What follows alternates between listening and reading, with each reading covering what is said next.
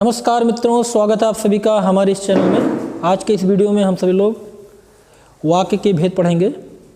Topic बहुत ही important है और यहाँ से आपको कुछ ना कुछ प्रश्न एग्जाम में देखने को मिलते हैं। तो चलिए, आज का जो टॉपिक है वो है रचना के अनुसार वाक्य के भेद। रचना के अनुसार वाक्य के भेद हम लोग यहाँ पढ़ेंगे। जैसा कि अगर वाक्य के भेद आप पढ़ते होंगे तो दो प्रकार से वाक्य के भेद आपको देखने को मिलते हैं। एक अर्थ के आधार पर वाक्य के भेद और एक रचना के आधार पर वाक्य के भेद। अर्थ के आधार पर वाक्य के जो भेद होते हैं 8 प्रकार के होते हैं। तो आज अर्थ के आधार पर नहीं बल्कि हम रचना के आधार पर वाक्य के भेद पढ़ेंगे। रचना के आधार पर वाक्य के जो भेद होते हैं वो 3 प्रकार के होते हैं। चलिए, इसके पहले रचना के आधार पर वाक्य के भेद पढ़ने से पहले हम लोग आते हैं वाक्य के अंग पर। तो देखिए, यहाँ पर वाक्य के अंग दिए गए हैं। वाक्य के 2 अंग होते हैं, एक उद्देश्य होता है, दूसरा विधेय होता है।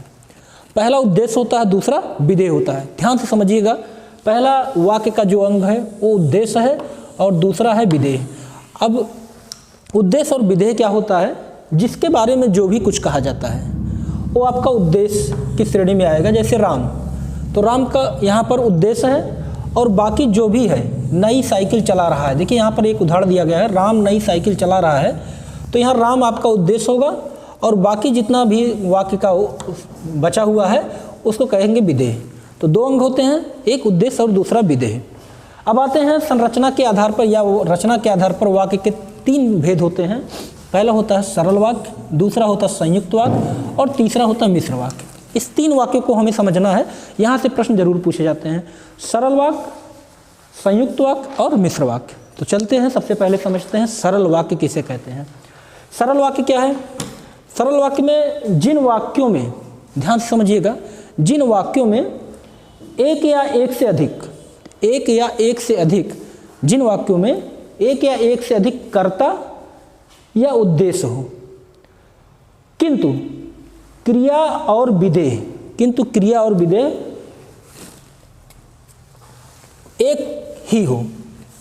समझिएगा, जिन वाक्यों में एक या एक से अधिक कर्ता या उद्देश्य हो लेकिन क्रिया या विधेय एक ही हो, वहाँ पर सरल वाक्य होगा।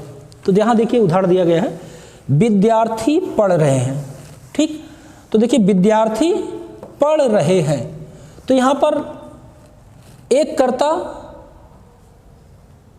है और एक विधेय क्रिया यहाँ पर आपको देखने को मिल रहा है, इसलिए यहाँ पर सरल वाक्य है। दूसरा उदाहरण है, मोहन, सोहन और रमेश बाजार घूमने गए। ठीक, तो यहाँ पर क्या है? यहाँ पर भी आपका एक ही कर्ता और एक से अधिक विधेय यहाँ पर देखने को मिल सकता है। तो यहाँ पर आपका सरल वाक्य हो गया। अगला देखते हैं, संयुक्त वाक्य क्या है? संयुक्त वाक्य, ठीक, संयुक्त वाक्य देखते हैं। जब 2 या 2 से अधिक समानाधिकरण उपवाक्य योजक से जुड़कर एक वाक्य बनाते हैं तो संयुक्त वाक्य होता है। ठीक, समझना क्या है कि जब 2 या 2 से अधिक समानाधिकरण उपवाक्य योजक के माध्यम से जुड़कर एक वाक्य बनाते हैं तो वहाँ पर आपका संयुक्त वाक्य होगा। यहाँ पर देखिए उदाहरण दिया गया है, वह आया था परंतु चला गया। वह आया था परंतु चला गया। दूसरा उदाहरण देखते हैं, वर्षा हो रही थी इसलिए मोहन नहीं गया। तो यहाँ पर देखिए योजक के माध्यम से 2 वाक्यों को जोड़ा गया है और दोनों वाक्य समानाधिकरण उपवाक्य हैं, इसलिए यहाँ पर कौन सा वाक्य होगा? संयुक्त वाक्य होगा। तीसरा वाक्य क्या है? तीसरा वाक्य मिश्र वाक्य है। मिश्र वाक्य क्या होता है?